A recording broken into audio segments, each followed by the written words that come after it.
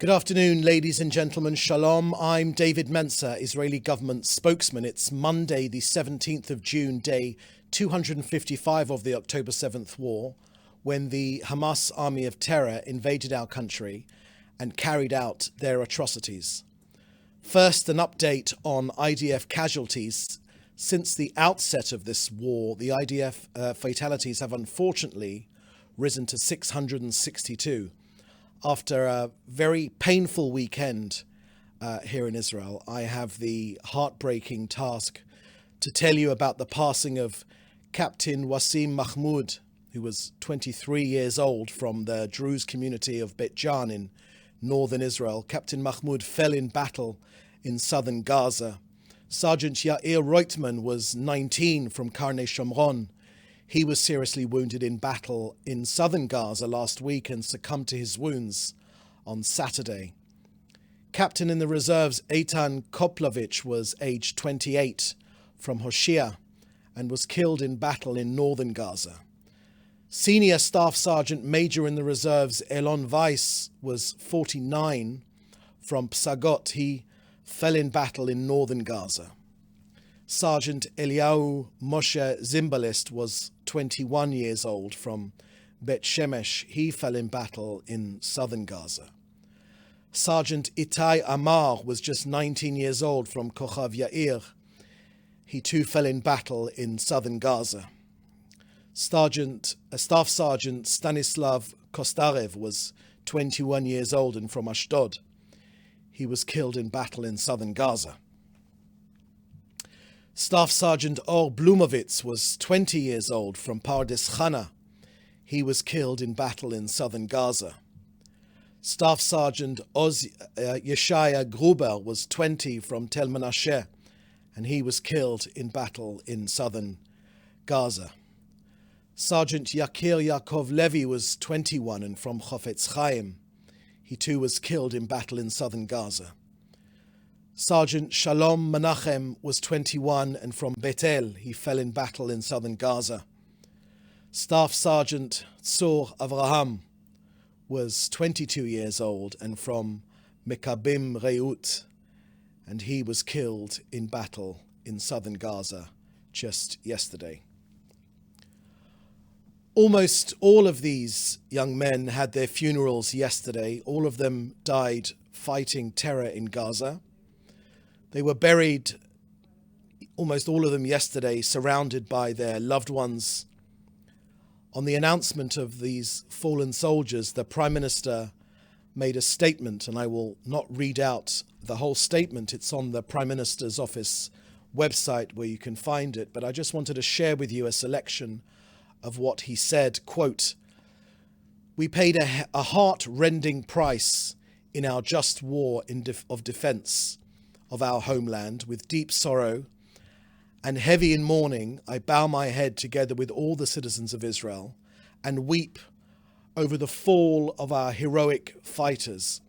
Our hearts are shattered before this terrible loss. The entire people of Israel embraces the dear families in their most difficult hour of grief. I stand by our brave fighters and commanders who are imbued with the sacred mission to defeat our enemies and return our hostages. When the price is so heavy, let us remember what we are fighting for. We are fighting to ensure our existence and our future. We are fighting to return all of our hostages. Citizens of Israel, do not let anyone distract you from one clear and simple fact.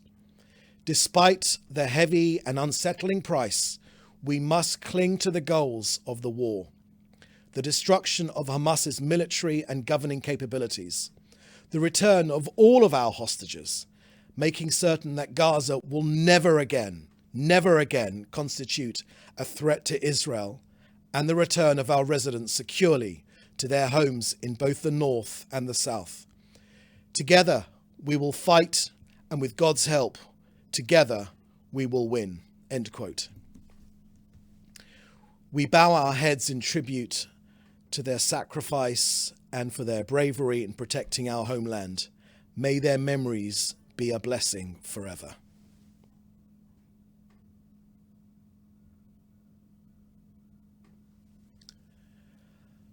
Moving to northern Israel, we are defending against Hezbollah aggression. Since deciding to join the war that Hamas started on October 7th, Hezbollah has fired over 5,000 rockets, anti-tank missiles and explosive UAVs from Lebanon at Israeli families, homes and communities. I remind you that there is no territorial dispute between Lebanon and Israel. Israel's border is precisely where the UN asked it to be. There is no territorial dispute with Lebanon. We will use all means necessary to restore security on our northern border. The state of Lebanon and the Hezbollah terror organization, which is operating under the guidance of Iran, bears full responsibility for the deterioration of the security situation in the north, in violation of UN Security Council resolutions 1559 and 1701. Whether diplomatically or militarily, one way or another, we will ensure the safe and secure return of Israelis to their homes in northern Israel. That is not up for negotiation. October the 7th cannot happen again on any one of Israel's borders. I can confirm that President Biden's envoy, Amos Hochstein, will today have met with our Prime Minister. IDF confirms that from the beginning of this war until now, 60,000 dunams of land have been burned up north, 45,000 in the last 2 weeks alone. On the war cabinet being replaced by the security cabinet, the Prime Minister said, quote, "The war cabinet was in the coalition agreement with National Unity MK Benny Gantz at his requests. With Mr. Gantz leaving the government, there is no more need for this extra branch of government. The security cabinet is granted authority by the state to make decisions together with the full cabinet." Now, especially but not exclusively for US correspondents, I want to draw your attention to the screening in the White House of the film Screams Before Silence, hosted by Vice President Kamala Harris today, Monday. The film is fronted by former senior Facebook executive Sheryl Sandberg. As the film shows, and which is backed up by the Association for Rape Crisis Centers in Israel, Israeli civilians suffered brutal sexual assaults that were carried out systematically and deliberately during the Hamas October 7th attacks. I urge you to watch the film. Amit Susanna, a hostage who has suffered this abuse but rarely lived to tell the tale, will address the event. Do not look away. I've seen this film.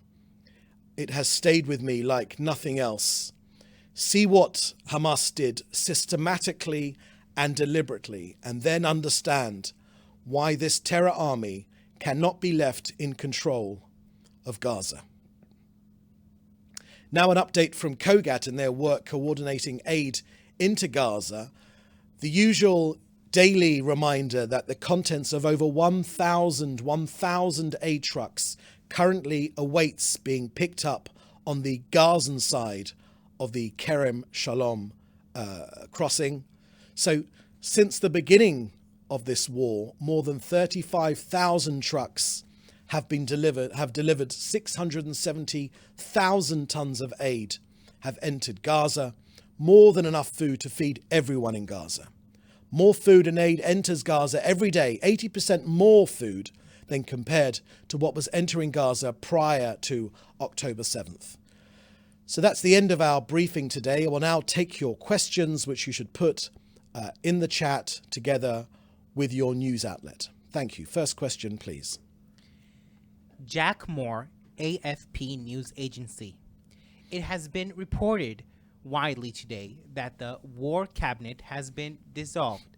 Is this a move by the Prime Minister to rebuff far-right members of his coalition and to tighten his grip on decision making over Hamas and Hezbollah?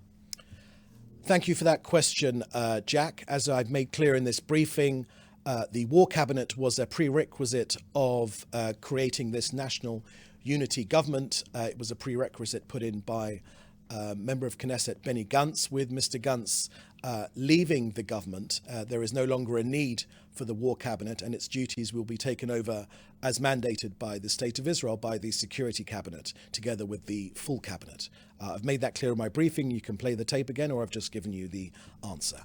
Next question, please. David Clement, the News Forum. A UN spokesperson is saying that no aid has been dispatched via Kerem Shalom despite the tactical pause announcement. Is that accurate? Thank you very much for that question, David. You should refer that question to COGAT, but I can tell you, and I've just have told you, about the 670,000 tons of aid and more than 35,000 trucks which are going in all the time. On average, daily, there are more than 100, sometimes 150, sometimes 200, even up to 400 trucks going in. They're going in mostly through Kerem Shalom. Unfortunately, the UN and specifically UNRWA have been shown to be less than truthful in their conduct of their of themselves. They have shown themselves to be terribly inefficient, hopelessly inefficient, so much so that, as I've said to you, that there are more than 1,000 truckloads of aid sitting on the Gazan side, of the Kerem Shalom crossing. So that does not ring true at all. I've told you before in these briefings that more than 80% of coordination requests to deliver aid are granted by the IDF. It is our objective to get as much aid to ordinary Gazans as we possibly can, and that is precisely what we are doing. The UN have unfortunately not shown themselves to have acted I think truthfully in this conflict. In many, many ways, UNRWA in particular has been shown to have been working hand in hand with Gaza, sometimes as a front for Gaza, hiding Gaza, for Hamas, UNRWA have been shown to be acting as a front for Hamas. And so therefore, anything they say should be really verified, and COGAT is the right address for any of those sorts of questions. Thank you. Next question, please. Joel Pollack, Berbat News. 1. What actually are U.S. envoy Amos Hochstein proposals to avoid war with Hezbollah? What are Israel's demands? 2. Could you comment? Let me take that first question first. Thank you very much for that question, Joel. I think any questions regarding Amos Hochstein, the proposals, should be put to the White House. Amos Hochstein is, of course, President Biden's and the White House's envoy. Look, we want this to be resolved either diplomatically or militarily. The current state of affairs is not a sustainable reality. 5,000 rockets raining down on our north, making the north uninhabitable. This is not a sustainable reality. Either way, as we've made clear in this briefing, the people of Israel's north will be allowed to return home. This is Israeli sovereign territory, and this country will be defended. And either way, these residents will be allowed to return home. Safety and security will be restored to the people of the north and the north of this country. Next question, please. 2. Could you comment on a recent report by the UNIPC Famine Review Committee that it cannot confirm any famine in northern Gaza? Thank you for that question, Joel.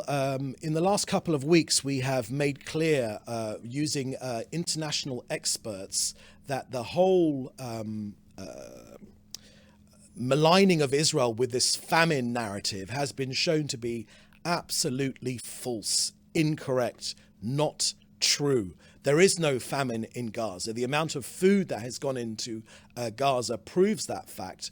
It is true that Hamas do loot the trucks and do sell the aid onto the black market for vastly increased prices. But what we've done to subvert that is to flood the region, flood Gaza with aid, which is precisely what we've done. We have produced a comprehensive debunking of the IPC in the past and their rhetoric of famine. If they are now saying that there won't be a famine, then it's good that they have finally seen the light. But like so many other areas of this war, it is too late. They have maligned this country with this idea of famine when nothing could be further from the truth. One would have difficulty imagining in the Second World War Allied forces getting aid into Germany and trying to support the Nazi war machine. We have here in Israel got aid into Gaza because our fight is, of course, not with ordinary Gazans, although they do, sadly, it seems from latest polls, 70 or 80% of them think that what Hamas is doing, or what the Hamas did on October 7th, is a good idea. Nevertheless, our mission is to get as much aid in there as possible and ultimately to destroy Hamas, because there cannot be a new reality inside Gaza, even for ordinary Gazans, until Hamas is destroyed, because Hamas control almost everything which comes out of Gaza, and any dissent is met very harshly and deadly, with a deadly response, which is why Gazans themselves cannot be free to express their opinion until Hamas are finally destroyed. Next question, please. Judy Cohen, WION India. Israel has announced daily 11-hour daytime pauses in the fighting in a large area of Gaza in order to help aid distribution. Has there been any indication from Hamas that they will also abide by the pause in fighting in those areas? Thank you for that question, Jody. I have not seen any indication that Hamas will do anything to support their people. They, of course, created this underground terror network of tunnels twice the size of the London Underground, not for the defence of their people. The recent anniversary of D-Day reminded us all of the way London dealt with the Blitz in the Second World War. So many Londoners went down into the London Underground to keep themselves safe from the German Nazi bombs. None of Gaza's civilians have been allowed that luxury. They've been kept above ground. Nothing has been done to secure them. Nothing, indeed the opposite. Hamas wants as many of their civilians to die as possible, because with the help of international media, they are pushing this line of the killing of Gazan civilians. But enlightened people, I hope, will see through this ruse. Hamas wants as many ordinary Gazans to die because they think it will improve their chances of staying in power. But we know that the only resolution for this war is the destruction of Hamas. Hamas can no longer be allowed to stay in charge of Gaza, precisely for the reason of the terrible things which they're doing to their own people, but also because they say quite openly that they wish to do October the 7th again and again and again and again. And we are here to stop them. Thank you. Next question, please. Jim Williams, Zenger International News Service, Washington, D.C. At the G7 meeting in Italy, both President Biden and Jack Sullivan said that if asked, CITCOM is ready to help Israel should it be needed to fight the Iranian proxies in the north. Has the PM or IDF requested any backup in the north? Thank you for that question, Jim. You're right, of course, that Iran are our enemy. They are a Islamic fascist regime, and they want the destruction of every single person in Israel. They've made that quite clear. But they're not only the enemy of Israel, they're also the enemy of the US as well. They call the US the big Satan, they call us the little Satan. So we are always working with our closest friends in the world, the US government and CEDCOM, to ensure that Israel has the edge when it comes to defending itself against Iran. You'll remember that in April, Israel worked together with its allies in the US, but also the UK, but also with France and other countries, some of them which would prefer not to be mentioned, in defeating Iran. The reason that these countries came together to repel these 350 ballistic missiles, drones, cruise missiles, suicide drones, the reason that they came together is because they realized that Iran is not only the enemy of Israel, but it's also the enemy of many other countries as well, including the US. So we will always work together with our US allies. Okay, that was the last question. Please join us tomorrow for another briefing at the same time, at the same place. Thank you very much, and please do stay safe.